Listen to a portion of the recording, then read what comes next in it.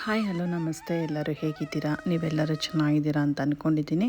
ಹಾಗೆ ನಾನು ಕೂಡ ಚೆನ್ನಾಗಿದ್ದೀನಿ ಅಂತ ಹೇಳ್ತಾ ಇವತ್ತಿನ ಕುಕ್ಕಿಂಗ್ ಬ್ಲಾಗ್ನ ಸ್ಟಾರ್ಟ್ ಮಾಡ್ತಾಯಿದ್ದೀನಿ. ನಾನಿವತ್ತು ಸೋಯಾ ಚಂಕ್ದು ಗ್ರೇವಿ ಮಾಡ್ತಾಯಿದ್ದೀನಿ. ತುಂಬ ಚೆನ್ನಾಗಿರುತ್ತೆ. ಚಪಾತಿಗೆ ಅನ್ನು ಕೂಡ ಚೆನ್ನಾಗಿರುತ್ತೆ. ಒಂದು ಸಲ ನೀವು ಟ್ರೈ ಮಾಡಿ. ಬನ್ನಿ ಹಾಗಾದರೆ ಇದು ಹೇಗೆ ಮಾಡೋದು ಅಂತ ನೋಡೋಣ. ನಾನಿಲ್ಲಿ ಫಸ್ಟು ಸೋಯಾ ಚಂಕ್ನ 100 ಗ್ರಾಮ್ ಸೋಯಾ ಚಂಕ್ನ ತೊಗೊಂಡಿದ್ದೀನಿ. ಅದನ್ನ ಬಿಸಿನೀರಲ್ಲಿ ನೆನೆಸಿಟ್ಕೋಬೇಕು. ನಾನಿಲ್ಲಿ 1/4 ಗಂಟೆ ಆದ್ರೂ ನಾನು ಬಿಸಿನೀರಲ್ಲಿ ನೆನೆ ಹಾಕಿದ್ದೀನಿ.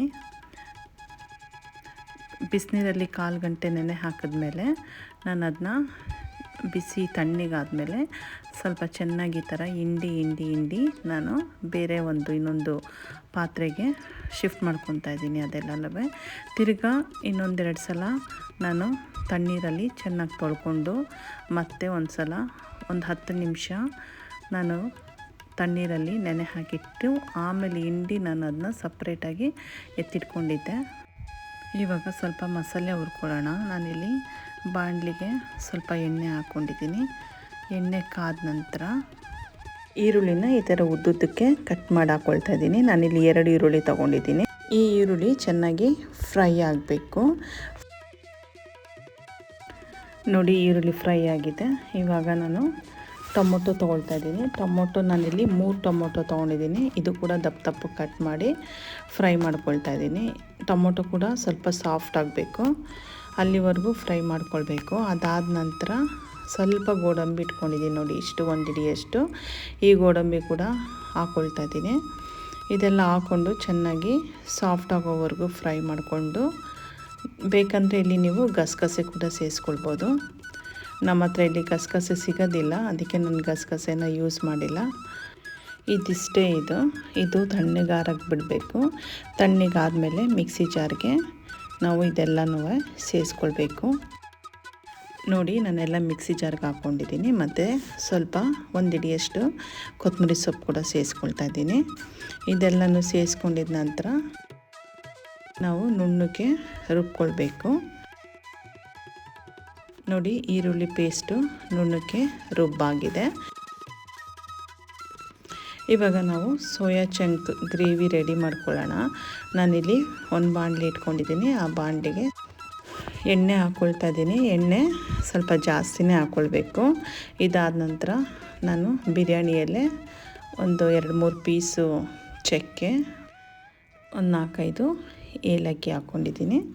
ಈ ಡ್ರೈ ಸ್ಪೈಸಸ್ ಎಲ್ಲ ಫ್ರೈ ಮಾಡ್ಕೊಂಡಿದ ನಂತರ ನಾನಿಲ್ಲಿ 1 ಈರುಳ್ಳಿನ ಈ ಥರ ಸಣ್ಣಕ್ಕೆ ಕಟ್ ಮಾಡಿ ಫ್ರೈ ಮಾಡ್ಕೊಳ್ತಾ ಇದ್ದೀನಿ. ನಾವು ಮಸಾಲೆಗೂ ಕೂಡ ಈರುಳ್ಳಿ ಹಾಕ್ಕೊಂಡಿದ್ವಿ. ಇವಾಗ ಇಲ್ಲಿ ಒಗ್ಗರಣೆ ಕೂಡ ನಾವು ಈರುಳ್ಳಿ ಹಾಕ್ಕೊಳ್ತಾ ಇದ್ದೀವಿ. ಈರುಳ್ಳಿ ಸ್ವಲ್ಪ ಬ್ರೌನಾಗಿ ಫ್ರೈ ಆಗಬೇಕು. ಇದಾದ ನಂತರ 1.5 ಸ್ಪೂನಷ್ಟು ಜಿಂಜರ್ ಗಾರ್ಲಿಕ್ ಪೇಸ್ಟ್ ಹಾಕ್ಕೊಳ್ತಾ ಇದ್ದೀನಿ. ಜಿಂಜರ್ ಗಾರ್ಲಿಕ್ ಪೇಸ್ಟ್ ಹಸಿ ವಾಸನೆ ಹೋಗಬೇಕು, ಅಲ್ಲಿವರೆಗೂ ಫ್ರೈ ಮಾಡ್ಕೊಳ್ಬೇಕು. ಜಿಂಜರ್ ಗಾರ್ಲಿಕ್ ಪೇಸ್ಟ್ ಫ್ರೈ ಮಾಡ್ಕೊಂಡಿದ ನಂತರ ನಾನಿಲ್ಲಿ 1.5 ಸ್ಪೂನಷ್ಟು ಮೆಣಸಿನ್ಕಾಯಿ ಪುಡಿ ಮತ್ತು 2 ಸ್ಪೂನಷ್ಟು ಧನಿಯಾ ಪೌಡರು ಮತ್ತು 1 ಸ್ಪೂನಷ್ಟು ಅರಿಶಿನ ಪೌಡ್ರು ಇಷ್ಟು ಹಾಕ್ಕೊಂಡು ಚೆನ್ನಾಗಿ ಫ್ರೈ ಮಾಡ್ಕೊಳ್ತಾ ಇದ್ದೀನಿ.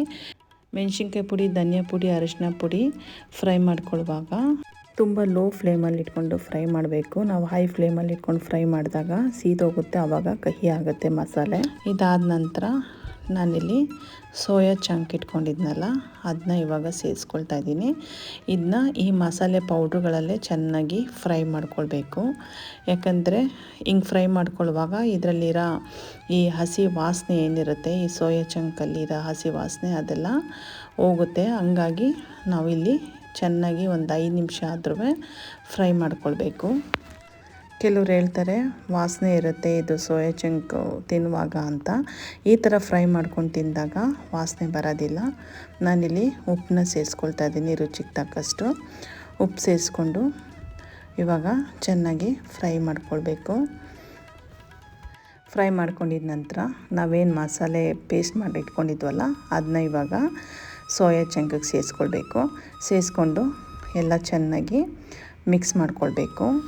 ಮಿಕ್ಸ್ ಮಾಡ್ಕೊಂಡಿದ ನಂತರ ನಾವು ಮಸಾಲೆ ನೀರಿರುತ್ತಲ್ಲ ಆ ನೀರನ್ನ ಈ ಗ್ರೇವಿಗೆ ಸೇರಿಸ್ಕೊಳ್ಬೇಕಾಗುತ್ತೆ.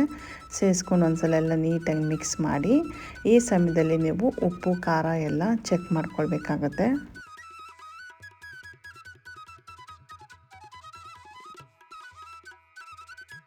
ನಾನಿಲ್ಲಿ ಲಿಡ್ ಕವರ್ ಮಾಡಿ ಒಂದು 10ರಿಂದ 15 ನಿಮಿಷ ಆದ್ರೂ ಸೋಯಾ ಚಂಕ್ನ ಬೇಯಿಸ್ಕೊಳ್ತಾ ಇದ್ದೀನಿ. ನೋಡಿ ಇವಾಗ 10 to 15 ಮಿನಿಟ್ಸ್ ಆಗಿದೆ.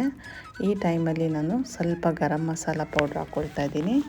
ಒಂದು ಅರ್ಧ ಸ್ಪೂನಷ್ಟು ಗರಂ ಮಸಾಲ ಮತ್ತು ಸ್ವಲ್ಪ ಕಸೂರಿ ಮೇಥಿ ಹಾಕ್ಕೊಳ್ತಾ ಇದ್ದೀನಿ. ಇದು ಹಾಕಿದ ನಂತರ ಸ್ವಲ್ಪ ಕೊತ್ತಂಬರಿ ಸೊಪ್ಪು ಕೂಡ ಉದುರಿಸ್ಕೊಂಡು ಒಂದು ಸಲ ಮಿಕ್ಸ್ ಮಾಡಿದ್ರೆ ಸೋಯಾ ಚಂಕ್ ಗ್ರೇವಿ ರೆಡಿ ಆಗುತ್ತೆ. ಸೋಯಾ ಚಂಕು ಪರ್ಫೆಕ್ಟಾಗಿ ಬೆಂದಿದೆ. ಚಪಾತಿ, ಅನ್ನ, ದೋಸೆ ಎಲ್ಲದಕ್ಕೂ ತುಂಬ ಇದು ಚೆನ್ನಾಗಿರುತ್ತೆ. ಒಂದು ಸಲ ಟ್ರೈ ಮಾಡಿ ಹೇಗೆ ಬಂತು ಅಂತ ಕಮೆಂಟಲ್ಲಿ ಹೇಳಿ. ಈ ರೆಸಿಪಿ ನಿಮ್ಗೆ ಇಷ್ಟ ಆಗಿದ್ದರೆ ಪ್ಲೀಸ್ ನನ್ನ ಚಾನೆಲ್ನ ಸಬ್ಸ್ಕ್ರೈಬ್ ಮಾಡಿ, ಲೈಕ್ ಮಾಡಿ, ಕಮೆಂಟ್ ಮಾಡಿ, ನಿಮ್ಮ ಫ್ರೆಂಡ್ಸು ಫ್ಯಾಮಿಲಿಗೆ ನನ್ನ ವಿಡಿಯೋನ ಶೇರ್ ಮಾಡಿ. ಹಾಗಿದ್ದರೆ ನೆಕ್ಸ್ಟ್ ವಿಡಿಯೋದೊಂದಿಗೆ ನಾನು ನಿಮ್ಮ ಜೊತೆ ಸಿಗ್ತೀನಿ. ಅಲ್ಲಿವರೆಗೂ take care. God bless you. Thank you.